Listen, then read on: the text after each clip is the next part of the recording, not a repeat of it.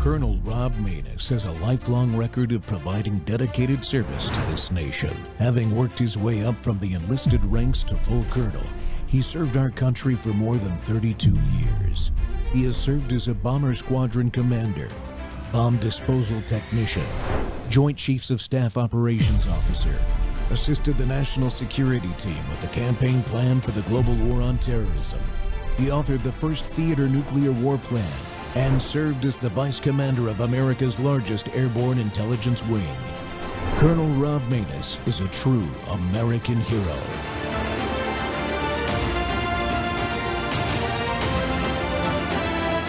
This is Rob Maness Live. National security question as well.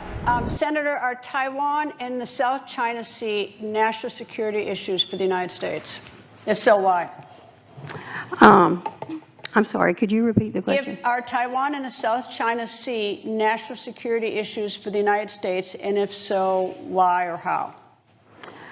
I'm just going to be honest here. I'm not on national security. I'm not that informed on national security,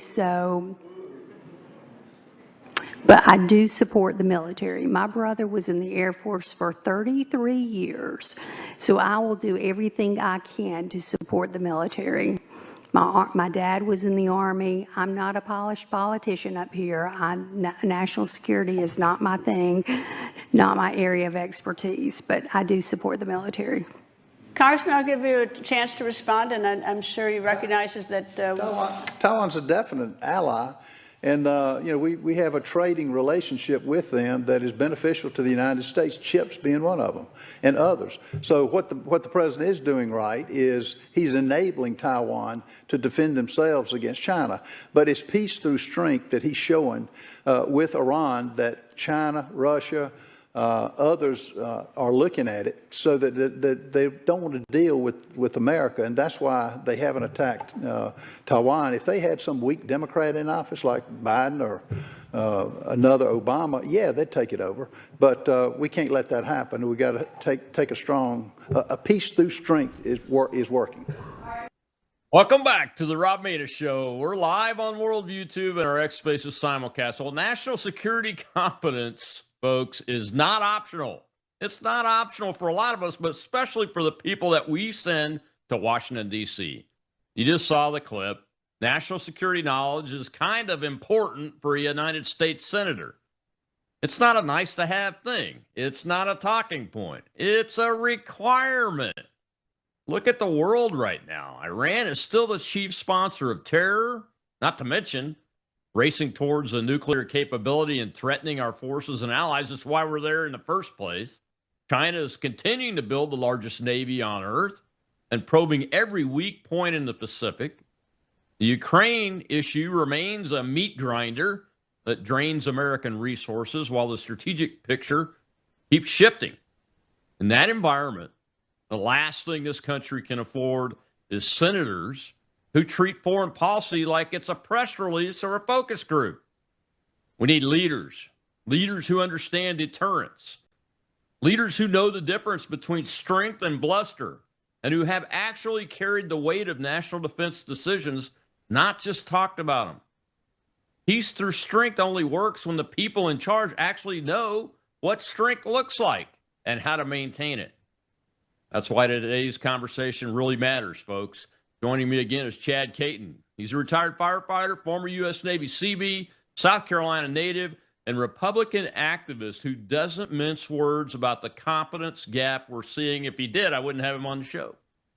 Chad, welcome back to the Rob Maness Show. It sounds like there's an election coming up tomorrow in South Carolina. Yes, sir. Thank you for inviting me so I could talk about my state's dumpster fire we're currently dealing with right now. Yeah. Well, hey, you've got a national security background, Chad. From your perspective, I just laid out why I think it's important.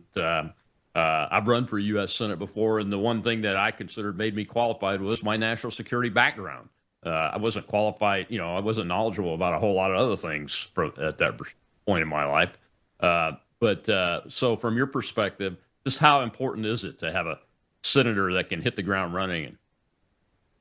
Well, at the end of the day, when we're talking about one of our most, the craziest part of one of our our enemies out there, be it China, however you want to look at it, be it economically or a world power concept, you think that you would understand what their geopolitical current situation is with an island that they believe is theirs. The United States has been out there very, very far in front of this so that we were able to help Taiwan, a very tiny island that we get a ton of our semiconductors for your car, for your computer, and all of that. Donald Trump has done a phenomenal job of bringing a lot of those semiconductors back to the United States so that we don't have to rely on this tiny island and possibly go up against the monster that is China. But to be a senator, one of 100, and having been the sister in bureaucrat politics for 30 years, longer than Ralph Norman, you think you would know where this particular island would be, especially when your brother was Lindsey Graham. He's never seen a war he hasn't been interested in talking about. And you telling me at Thanksgiving dinner here in South Carolina that didn't come up? I'm having a hard time with that. I really, really am. This endorsement, this particular candidate is an abject failure, and I pray to God that South Carolina has hurt us and we're able to put a leader instead of an intern in the United States Senate. An intern, that's a great way to put it. Do you think that was a coached response to that to make Mrs. Nordone look human?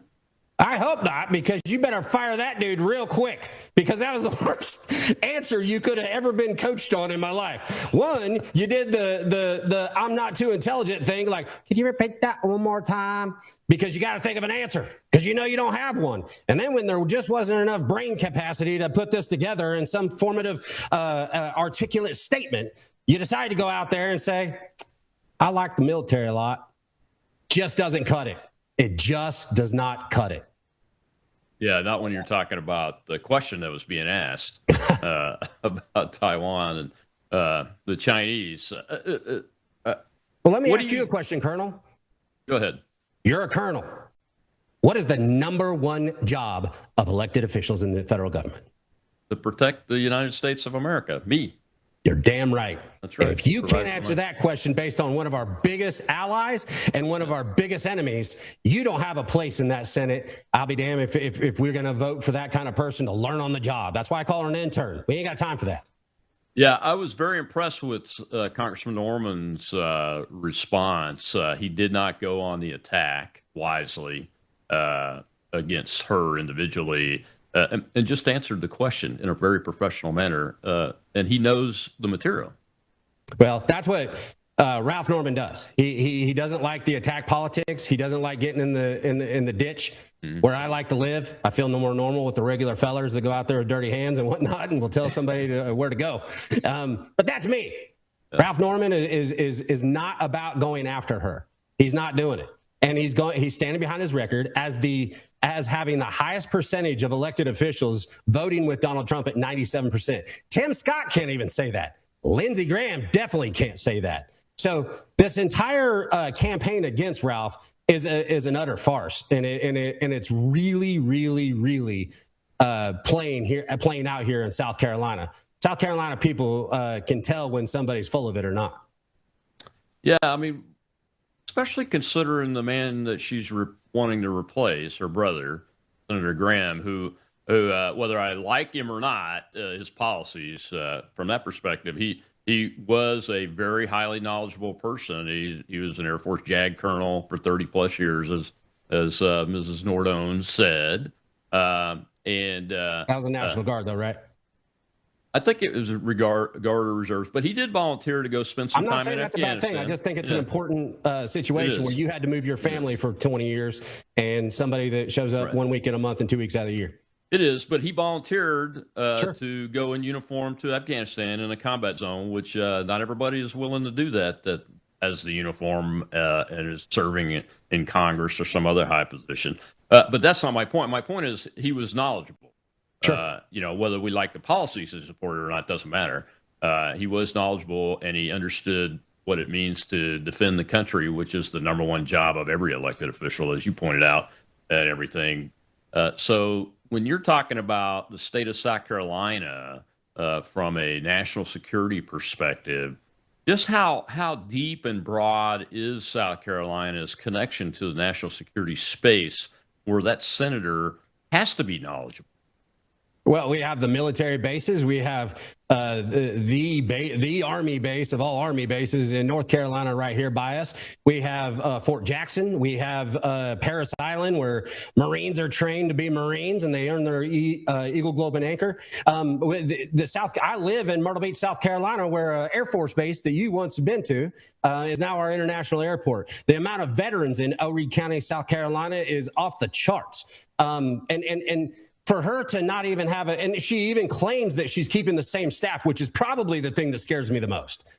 But she's keeping the same staff of Lindsey Graham and touts how they were always there for our vast amount of veterans and active duty military here in South Carolina. For her to just put up the yellow ribbon on her car and say, I support the military, does not make one a senator. Yeah. What do you... I've been waiting to ask this question. What do you think the objective is here with this candidacy?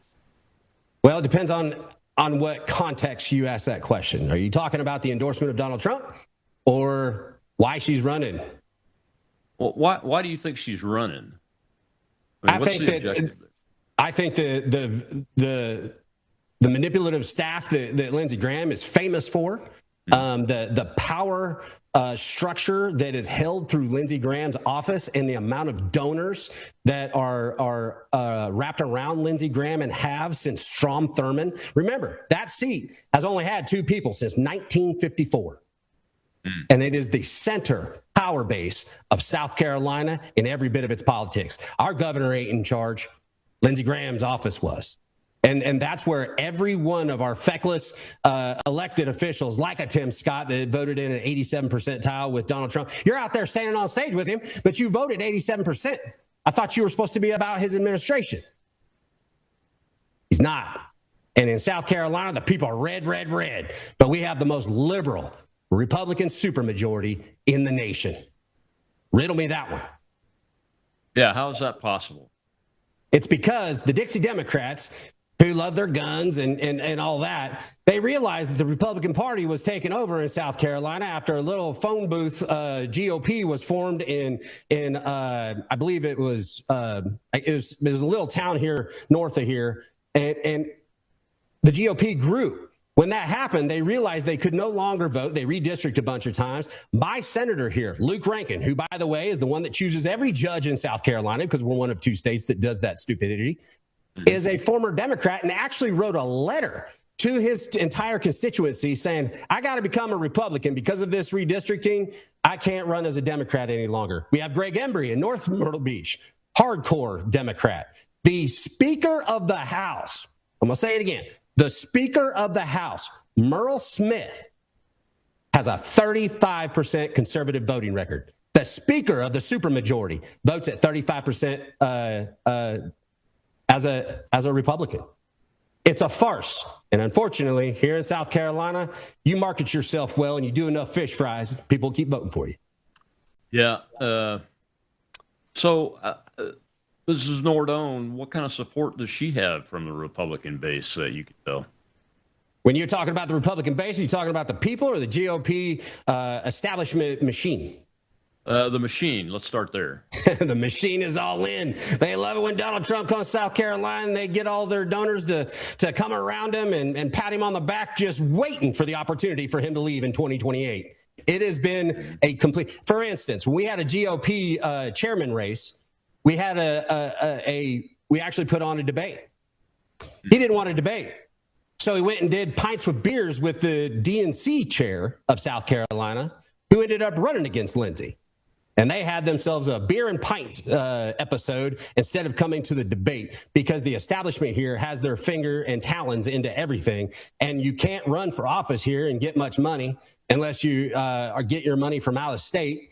But the ironic part is that seems to be changing, because every bit of Darlene's money is coming from out of state. Yeah, I had to take a break real quick. But my opening question in the next round is James Clyburn. I want to know what his thoughts on this race are and see where that's going. We'll be right back with Chad Caton from South Carolina. We're talking national security, the war, and the war within, really, in the United States. We'll be right back.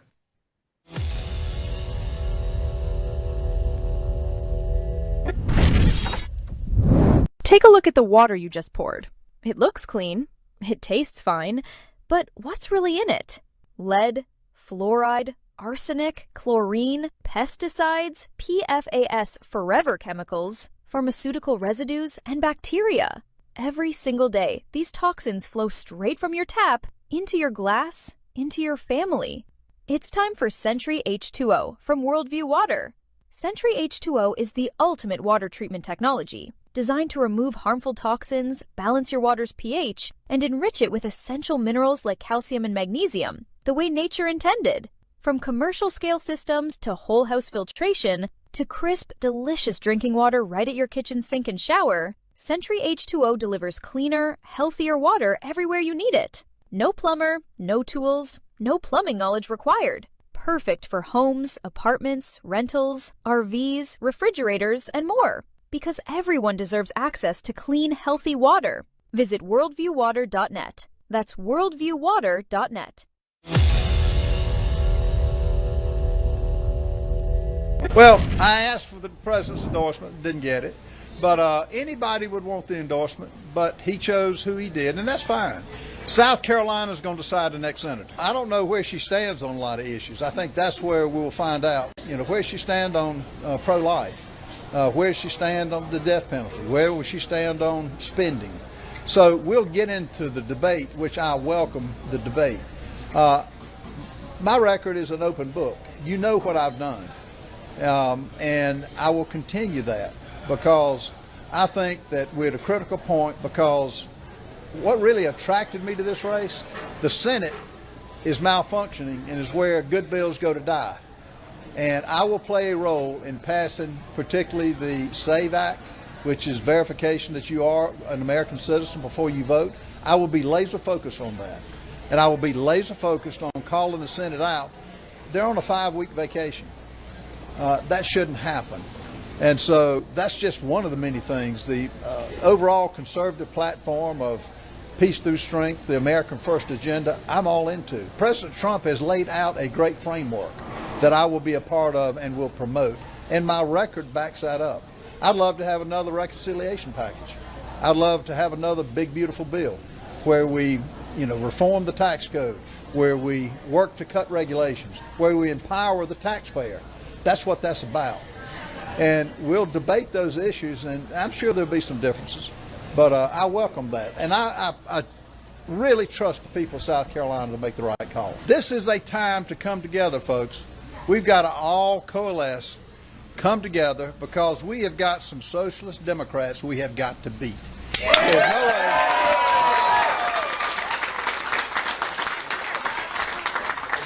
The Democrat Party is not the party of the 60s and 70s and even 80s. This is a party that is intent on taking over this country. This is a party that's intent on taking over, having government take over everything. And folks, it's time for all of us to come together. I look forward to the next 2 weeks.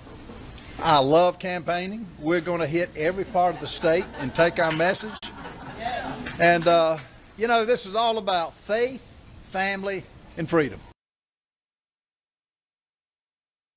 We're talking about national security knowledge levels of the wars that are going on, the threats that we face, like China, and the priorities of the Trump 47 administration and their new national defense strategy of 2026.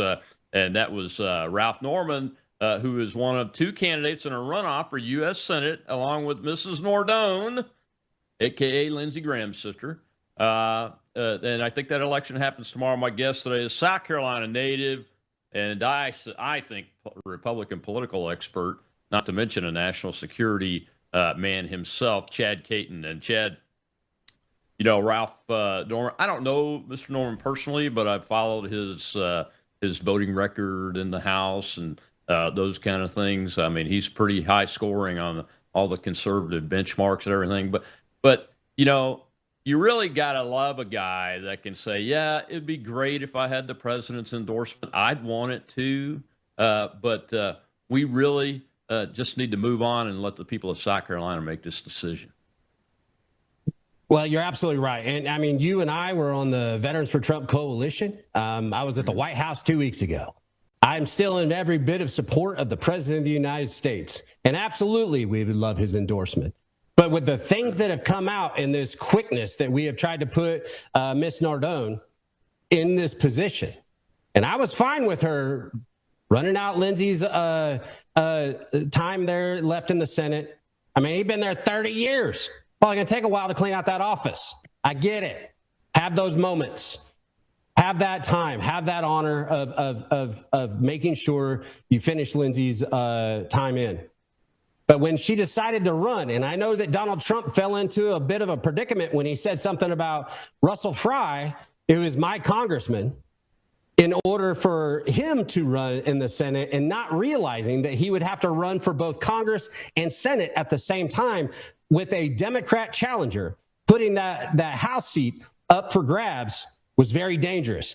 And Donald Trump told Russell, you need to drop out. He didn't do that.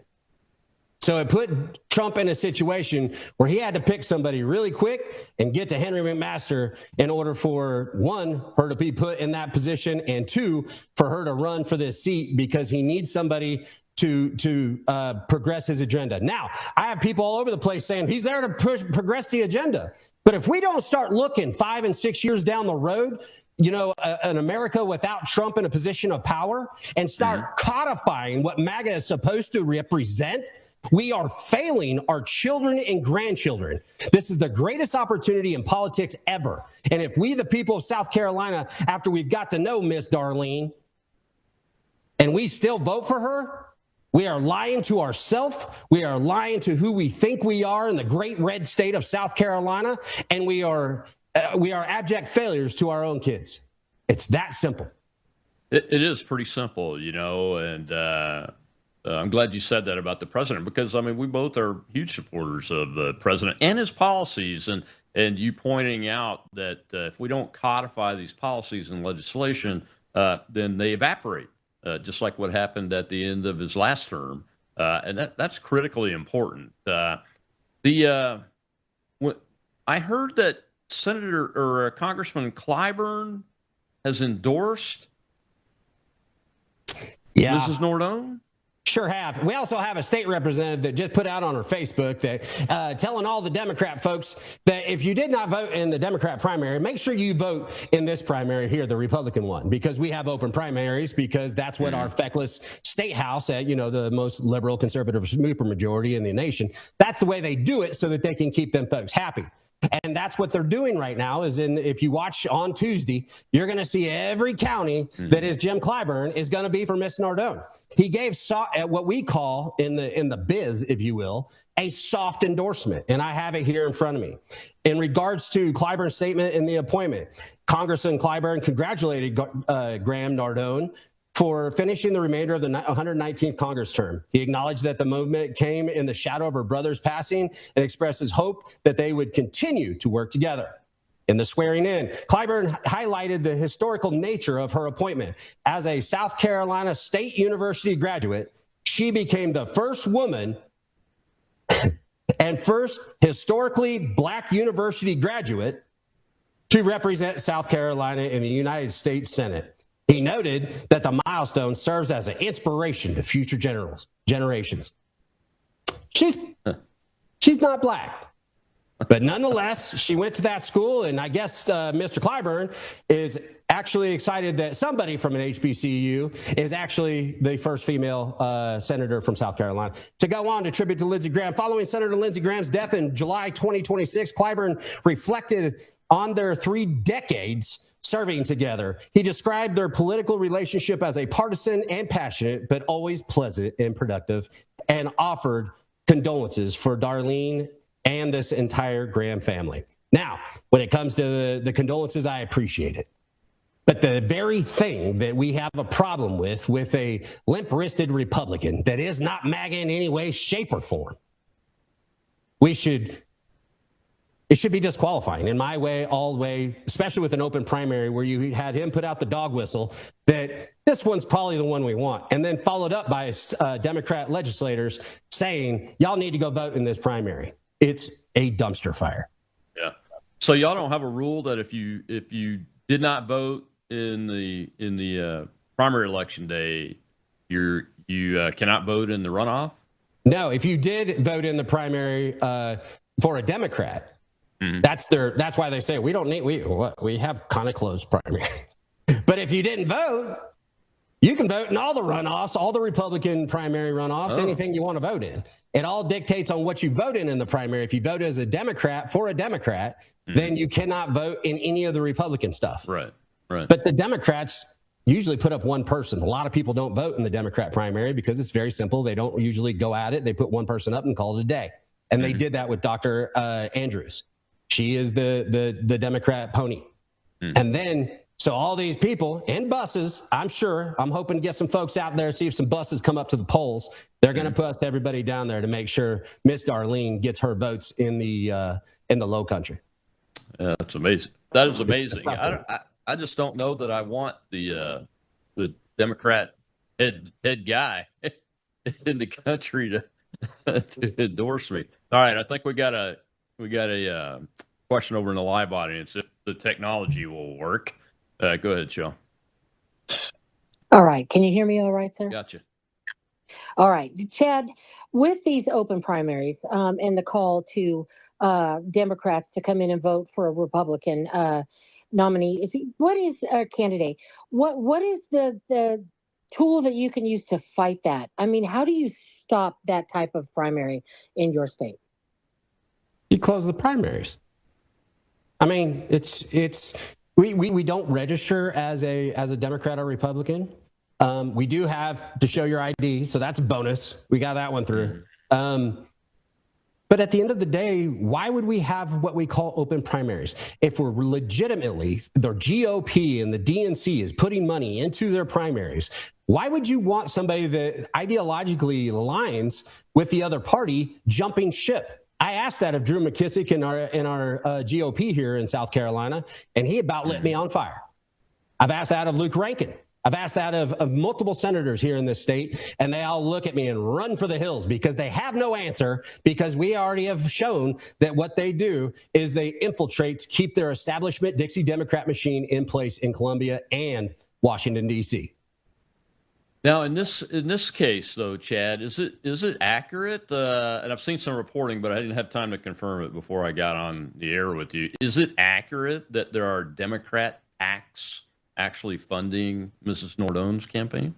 Absolutely. There's a green. I'm sorry, I don't have it in front of me because I've been studying all kinds of stuff today. But there are two PACs, one of which was really, really behind Bernie Sanders, and the other one is a green one that's really, really mad at Ralph Norman because they try to say that Ralph Norman held up the big, beautiful bill and didn't vote for it. He, in fact, did vote for it, but he did hold it up because he said, I'm not voting for this with all this windmill and car subsidies. You remember that really upset Elon.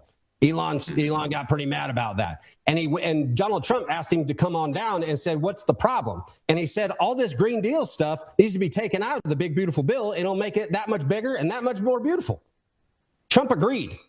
And the Republicans took that out and made the big, beautiful bill better. And then he voted for it with the rest of the caucus. That's what we need from our representatives. That's why we have a representative government. He did the job for the people of Greenville, Spartanburg, and that area as a congressman. And he stood in front of it for the United States and actually brought it about. So now these PACs that are super mad that they didn't get their subsidies are coming in here because they know that Darlene is nothing but a pencil. She's gonna whip it pretty easily for him because that's what her staff will do, what Lindsay's staff has done, and she don't have the foggiest of what's green and blue. Yeah, and that's the difference. You know, I mean, you and I we think a lot alike. I think, and on this, we're pretty alike. And that is what Norman did in that big beautiful bill situation was wield power on behalf of South Carolina and Americans first. Instead of wielding their power on behalf of the PAC or special interests, anything but the American people first. Do I have that right?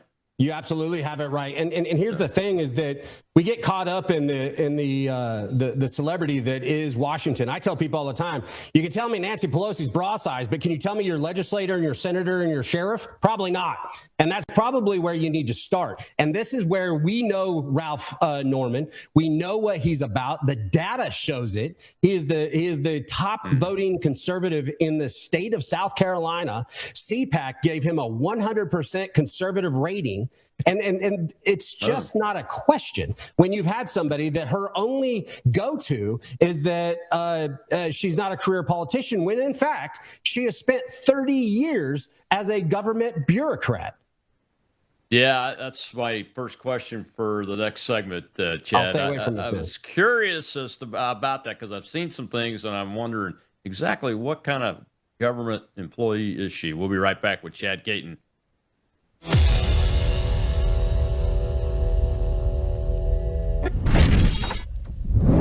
At a certain age, you stop chasing younger. You start protecting what helps you feel steady, strong, and well. Your body's collagen matters. It supports the structure of your skin, joints, and connective tissue. But as the years go by, your body needs more support from the inside. That's where Bella Grace Elixir comes in. Bella Grace Elixir combines Verisol collagen, the world's most clinically proven collagen, with Asteryl astaxanthin and cat's claw in a proprietary blend designed to help support the processes that reconstruct collagen, while also offering antioxidant and anti-inflammatory effects. And this isn't just for women. It's for men and women who want to age with more confidence, more care, and a daily wellness routine that supports the body from within. One simple elixir, thoughtfully formulated for whole body wellness. Take care of the body that has carried you this far. Order Bella Grace Elixir today at melissahousebg.com.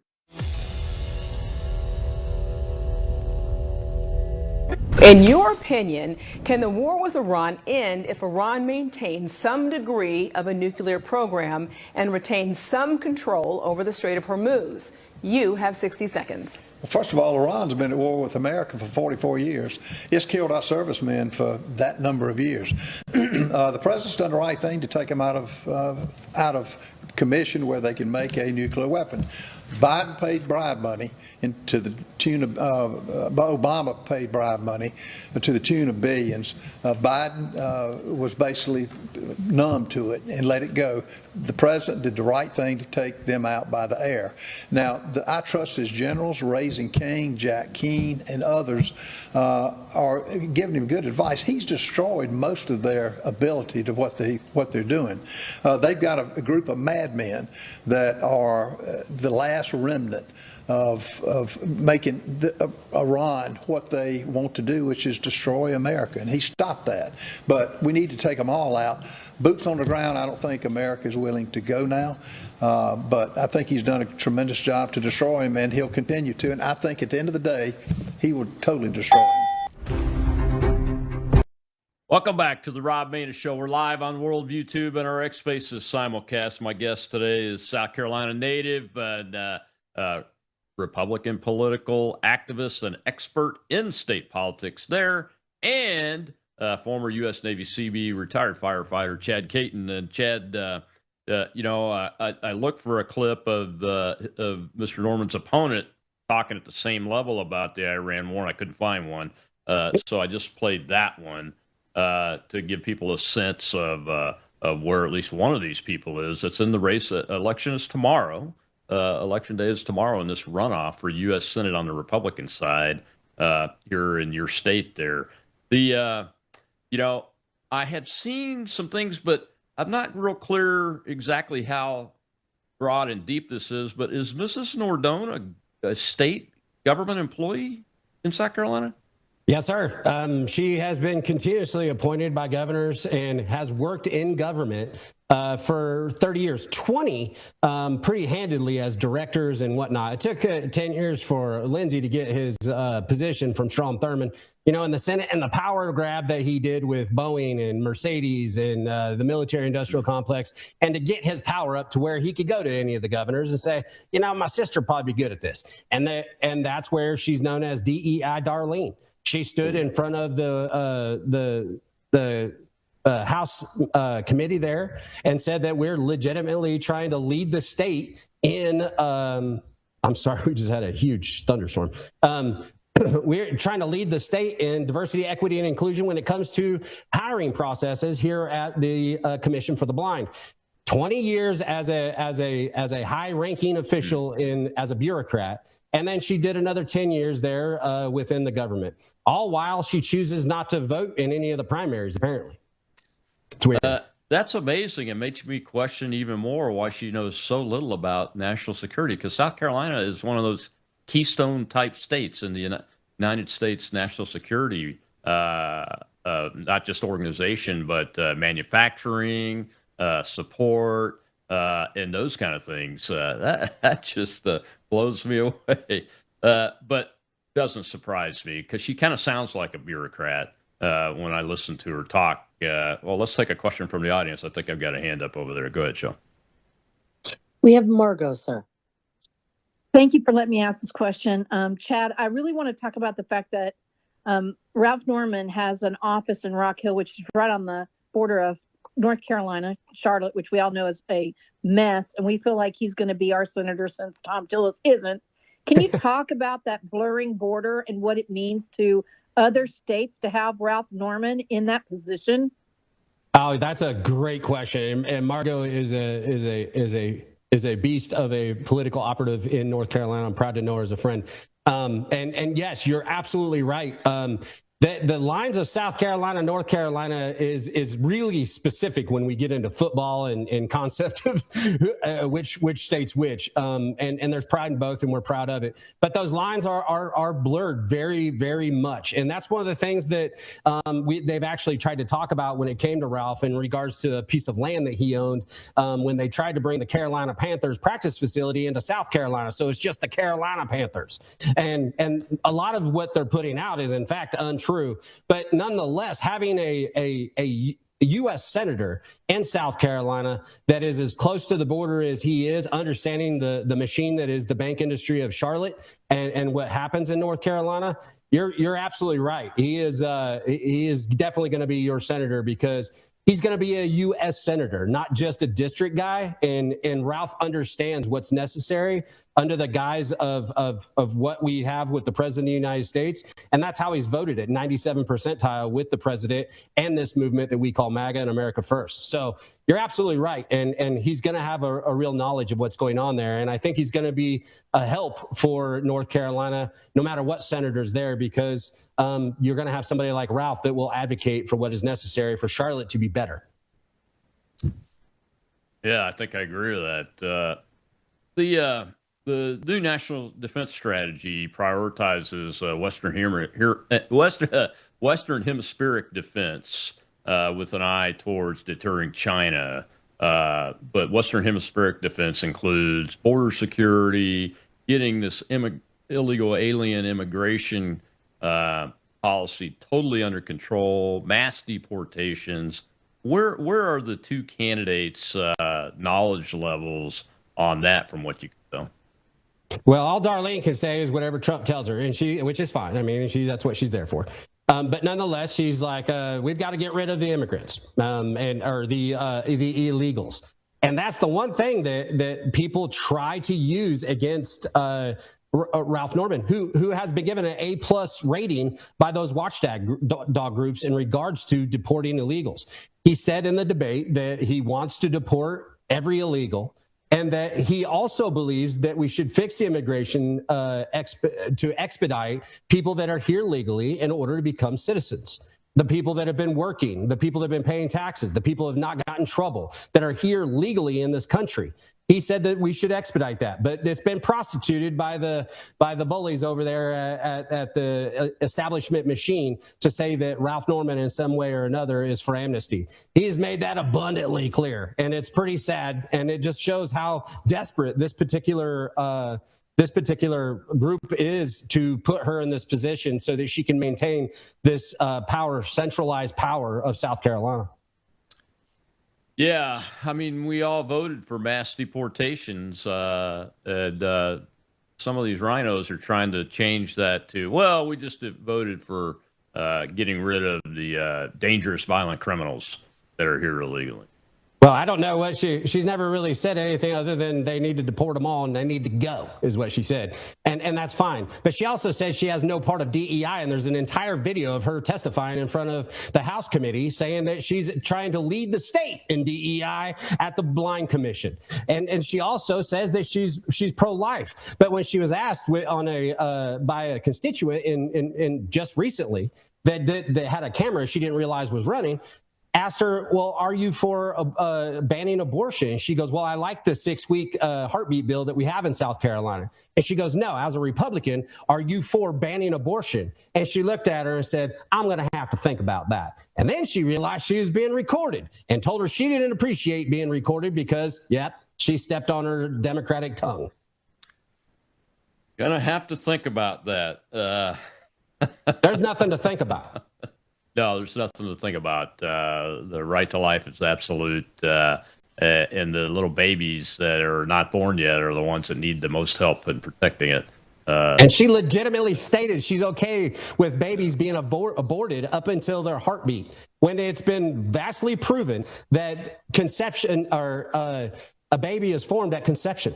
And even as somebody that touts her religious views, but yet is liberal in her thought process, it's disgusting. And that's why I'm so fired up about this, because we have shown every one of our bedrock stances as a conservative and a Republican. She has outwardly said in one way or another, or in the past, that she doesn't agree with any of us red South Carolinians. What's wrong with a red South Carolinian? We love them, but she ain't one of them. Yeah. That's the problem. And they're trying to pull the wool over our eyes, which they've done for a very long time because of the Dixie Democrat Republican majority here in South Carolina and the machine and the centralized power that is around this particular office. Yeah, absolutely. Well, we've got another question in the audience. Let's go ahead and take that before we get to this last break. Go ahead, Joe. We have Marlon, sir. Chad, thanks for coming in and talking about that. Chad, after this all blows over tomorrow, you know, there's other races that really we can make a dent in the Senate. Here in New Jersey, Justin Murphy is going against Cory Booker. Now, he's one of the clowns that your interview, Colonel, you talked about where these bills die in the Senate. These are the type of people that kill the bill. So for this younger kid, this young Republican, that's actually the nominee in New Jersey, Chad, has zero backing from the GOP. He's there by himself. So when this all blows over, Chad, I would love to be able to introduce these people. And you're right. Most of the funding comes out of state. So there's a lot of work to do after that primary, Chad. So it's great to hear you're on. Well, I appreciate you saying that, because at the end of the day, Marlon, you proved me and the Colonel's point that we say probably for the last 10 years. At the end of the day, your GOP is the secret sauce. If you take over your GOP with people that are in your likeness and belief system, then you will start to see elected officials that represent you. Until we continue to ignore the mediocrity that is our GOP locally, we will continue to be circumventing and trying to get somebody in every once in a while. The secret sauce is taking over those GOPs and taking over that GOP in New Jersey and around the country. It is a systemic problem with this establishment cabal, and the people need to do it. That's why it says we the people at the top of the Constitution and not them and their people. Yeah, exactly right, Marlon and Chad. Thank you very much for that. Look, folks, you hear Mr. Caton say this over and over again to the question of, well, what can we do? We've tried everything. Well, no, actually, you haven't. When you're looking at under 10% voter turnout in primary elections, I don't know what it's like in South Carolina, but it's been consistent in primaries here in southern Mississippi. Under 10% for the last 3 cycles. Even with Donald Trump on the ballot, it was pretty low in the primaries, And if folks don't show up at the primaries and don't show up and join the local GOP and work to that effect and recruit others, it's just hard to get those wheels out of the bud. No, you're absolutely right, Colonel. And it's a systemic problem. And I don't want to be famous in any way, shape, or form, but I wish I had a bigger voice so the American people would recognize that we keep looking past the fix because we're waiting for a shiny knight on a white horse. They cannot do it in a representative government if we, the people, don't do our job. Yeah, absolutely right. That's why I wrote this book that's behind me on the shelf, What You Can Do About It, because the cavalry is not coming. The cavalry is you, folks. The cavalry is you. We got to take another break, Chad. When we come back, we'll hear from Jim DeMint, who is another senator from South Carolina, I believe. We'll be right back.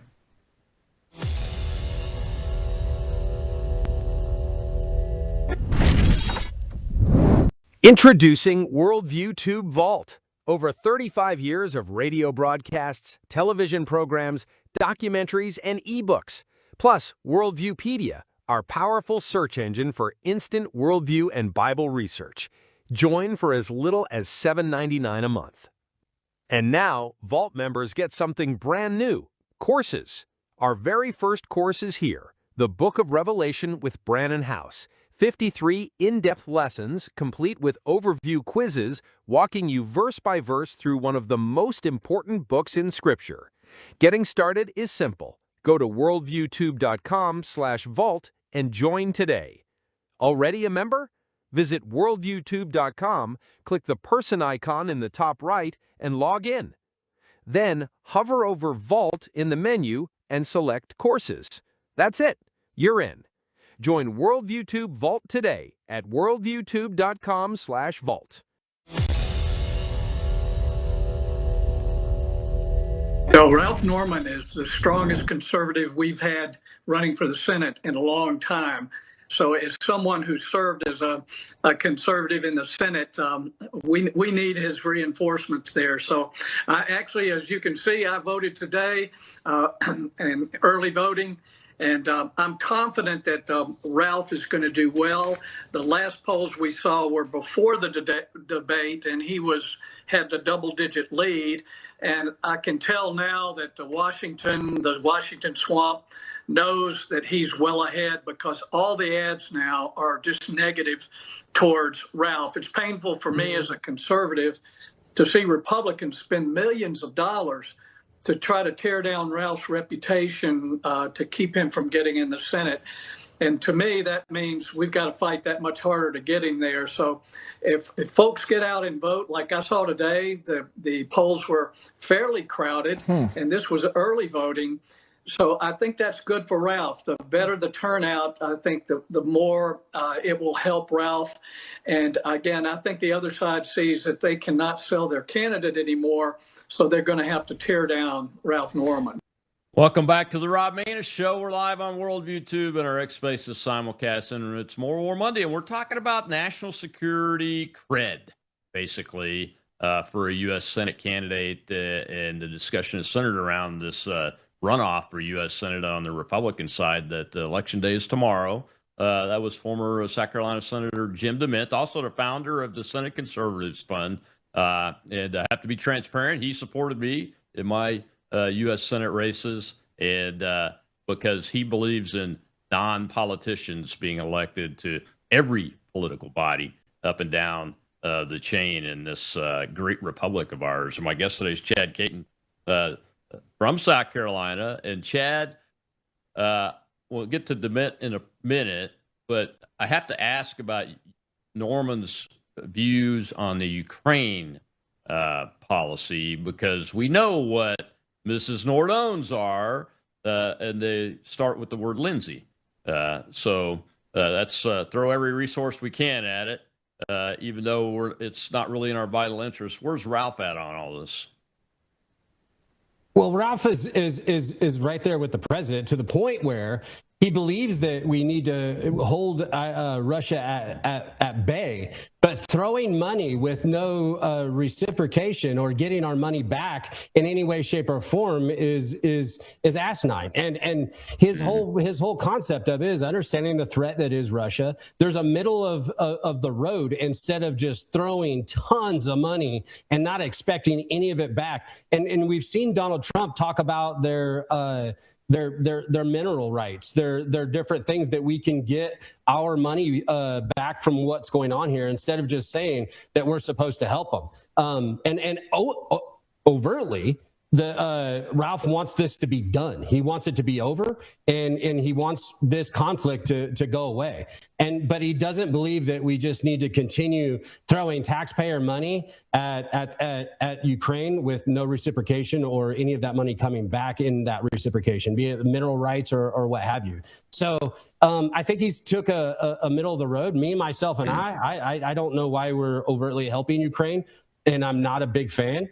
But at the end of the day, I understand the geopolitical ramifications that come from this, and it looks like it's kind of just a kill-on-kill stalemate at this point.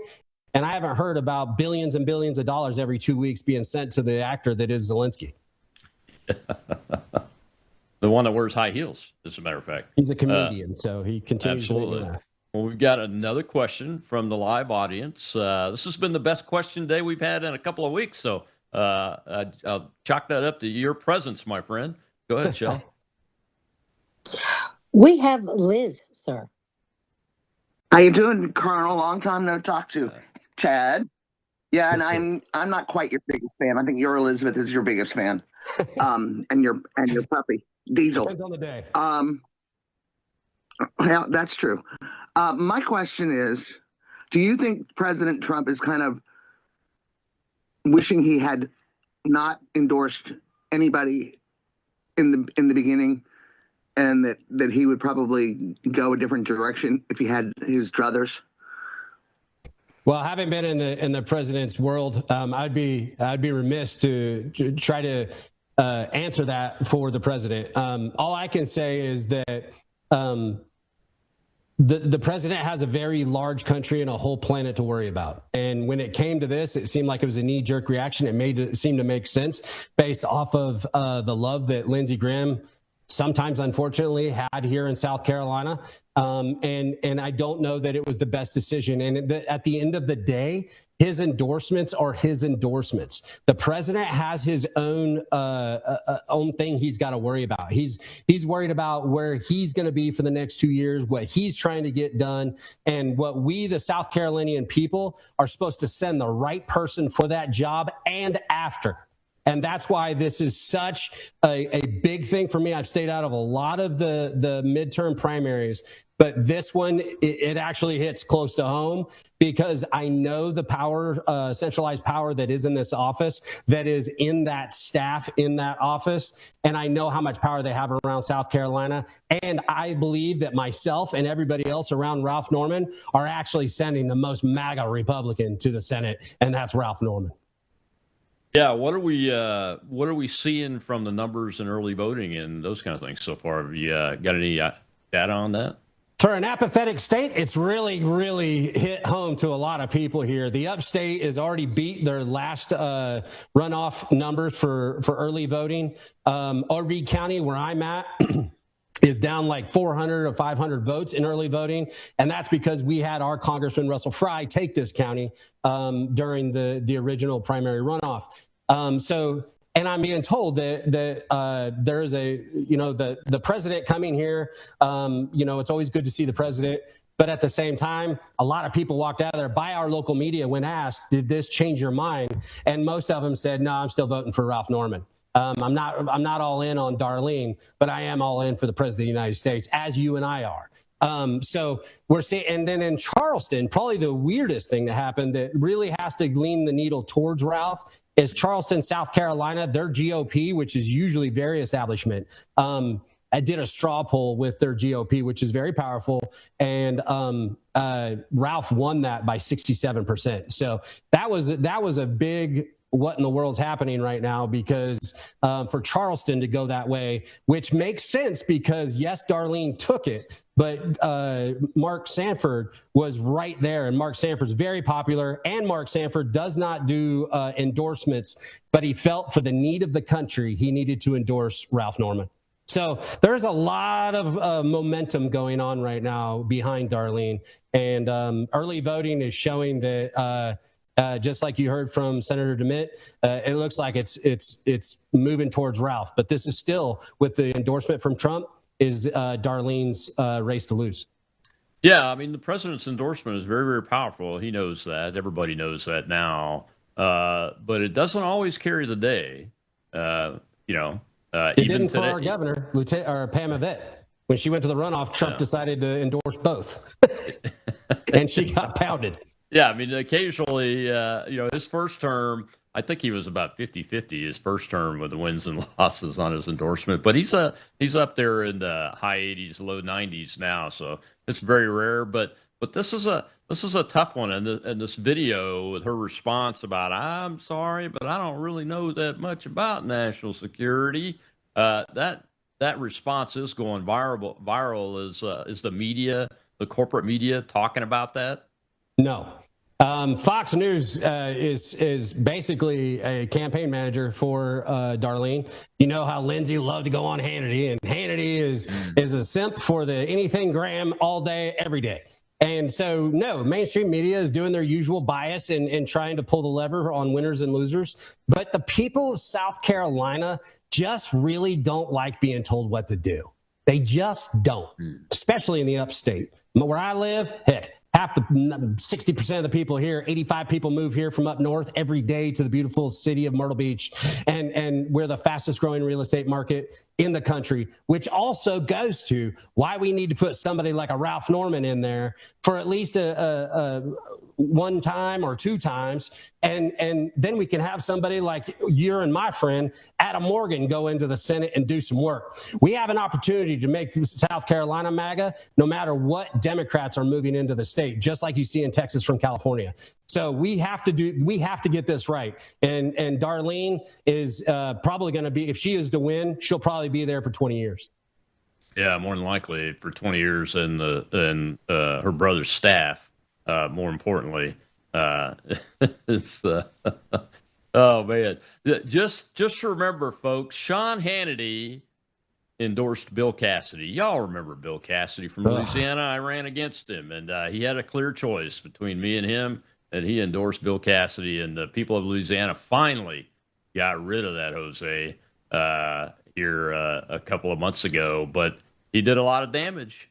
He did a lot of damage. You think about that, folks. Look, I can't endorse anybody, or I'm not even backing the campaign. I just think this is an important story at this point. And the story needs to be told because it depends on the future of America, Chad. We haven't talked about veterans policy yet. I wanted to save the last few minutes of that. Look, the president is in his first term passed the Mission Act. The community care piece to that was phenomenal. The Biden people messed it up again. There's a big bill out there called the Take Care of America's Veterans Act. Bills like the Richard Starr Act to take care of our combat wounded that are getting taxed literally on their retirements and those kind of things, and fix the community care issues.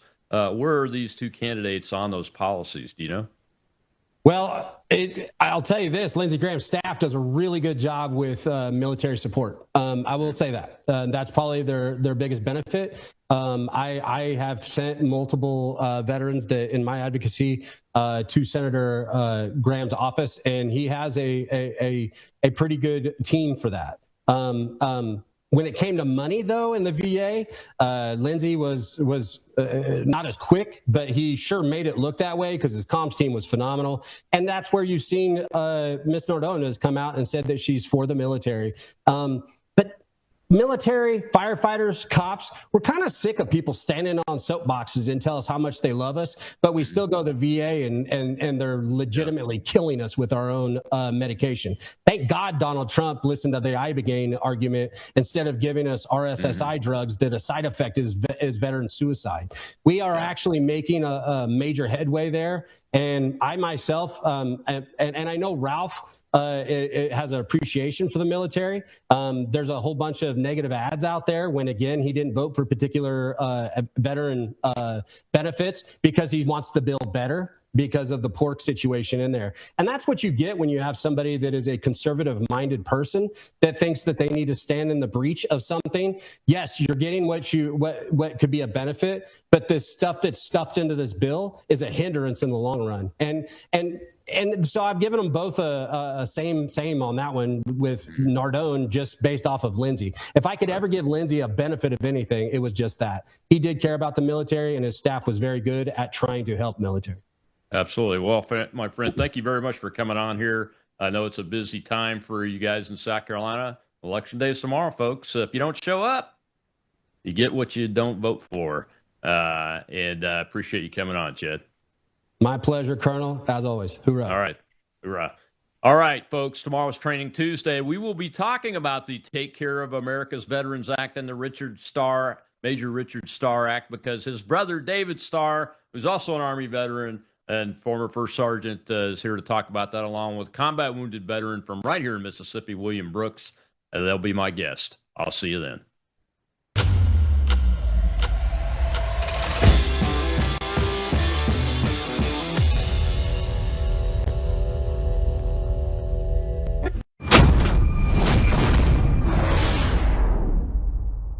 You're watching Worldview 2, built on the 35 years of Worldview books, documentaries, research, high-profile interviews, and the radio and television broadcasts of Brannon House.